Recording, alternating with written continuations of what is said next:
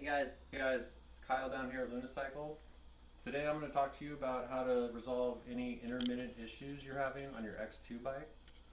We have noticed that if you guys are having issues riding over rough terrain, it can cause an assortment of issues. Sometimes your bike can fully turn off, sometimes you'll get an error, sometimes your bike will just start acting weird. And if you notice that you're only having issues riding over bumpy or rough terrain, there are a few solutions you can attempt. The first one I want to recommend, which we already made a video for, you want to eliminate any battery rattle. And we'll put a link in the description to the video we already made. If you can eliminate your battery from moving, this will likely solve your issue. If you're still experiencing issues over bumpy or rough terrain, you may be losing connection on the switch function on the X2 battery. Now, the way the switch works on this, you have a big silver switch up on the down tube on your frame. This part is integrated into the frame. These little gold colored contacts, they're spring loaded. They make contact on the bottom part of the battery here, and when you press the button on, it's closing this circuit. It's basically connecting these two together, and that turns the battery on. And we've noticed these little spring-loaded connections can kind of wiggle loose if you're really riding hard. So I'm going to show you a more permanent solution to eliminate any intermittent cutoffs, any weird errors, any weird issues over rough terrain. So you only need a handful of tools to attempt this. You need a Phillips screwdriver, you need something to cut wires, you need either wire strippers, or if you don't have wire strippers, a lighter will work just fine. And then some type of tape to tape this up when you're done. Electrical tape is great. Gorilla tape or duct tape will work just fine. So I'm going to start by removing the 4 Phillips screws on the bottom part of the battery.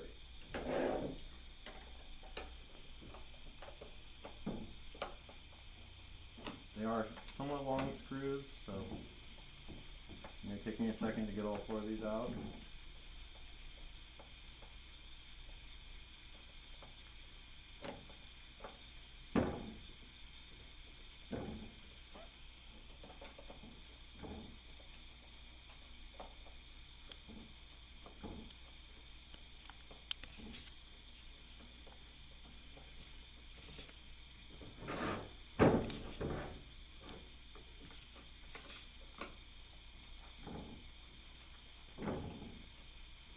Now once you've completed this process, that on-off switch is not going to function anymore. It's always going to be on.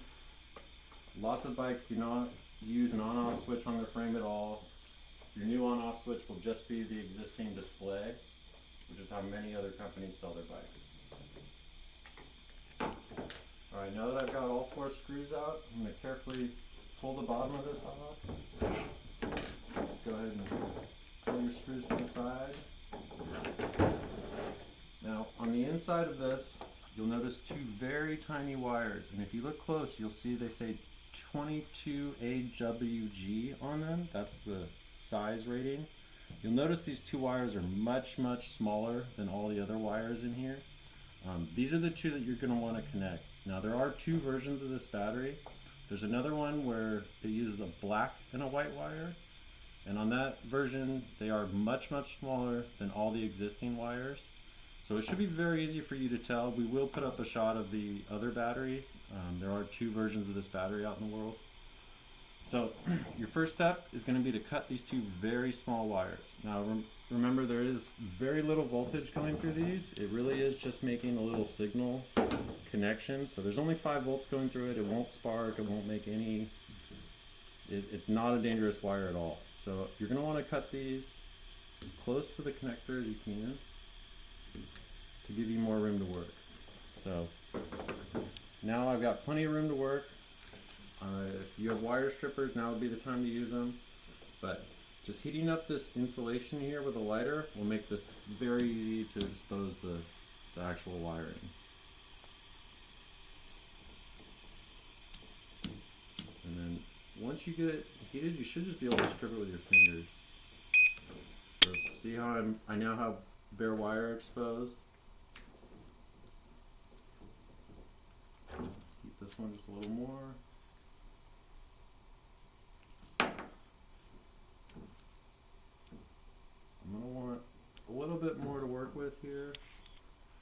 If you're good with your scissors, you can go ahead and just strip it with this. So once you have about this much of the bare wire exposed, all you're going to want to do is twist these together.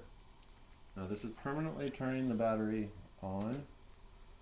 And take your time, you can go ahead and get a good twist on it. Can I see what you're doing? I'm closing this connection here. And see how it's even a little difficult for me to twist these together properly. Now here at Luna, we are bypassing all of these. All the bikes that we are currently shipping as of summer 2022, this wire is going to be connected. Here we are using crimps. Crimps are a little bit more of a professional solution than this. But if you get a really good twist on here and then fold this up, the tape is going to go ahead and do a very good job of keeping this closed. Now, if you ever try to turn your bike on and it won't turn on, start with all the basic troubleshooting stuff, but maybe this came undone and it's just turning your battery off. So it's worth it to spend the extra minute or two to make sure this has a good connection. Now you would want to kind of tuck this back kind of where it was. You don't want to pinch any of these wires when you close this back up. There is a gasket here. You want to be sure that gasket's not folded, and then just be sure you're not going to pinch any of these wires. So take your time, make sure this lower part of the battery is fully closed before you start putting any of the screws in. So just do a look all the way around, make sure none of the wires are pinched. And then you're going to start reinserting the screws.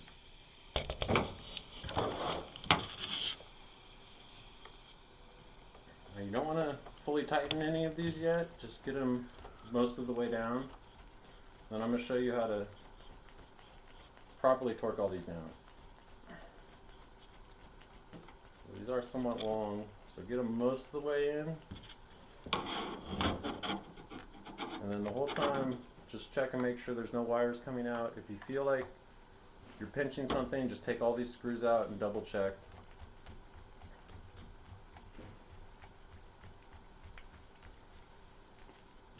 And be sure you're getting all four of these.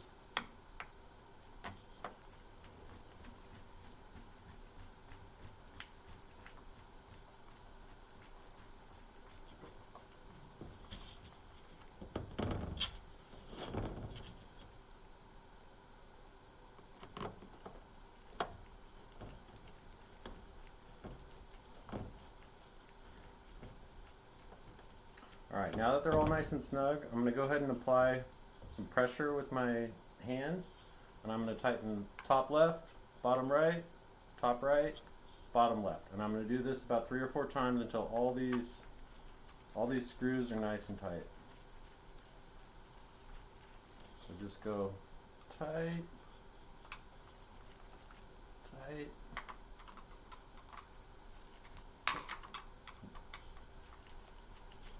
Doing it in this process will ensure that your battery is still nice and watertight.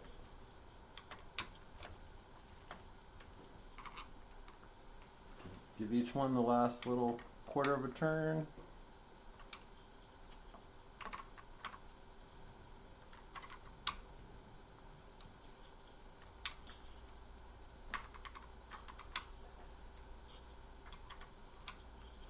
And before you install it, just take a good look around. Make sure you got that battery reassembled properly, and this should eliminate any of the issues that you're experiencing over bumpy terrain.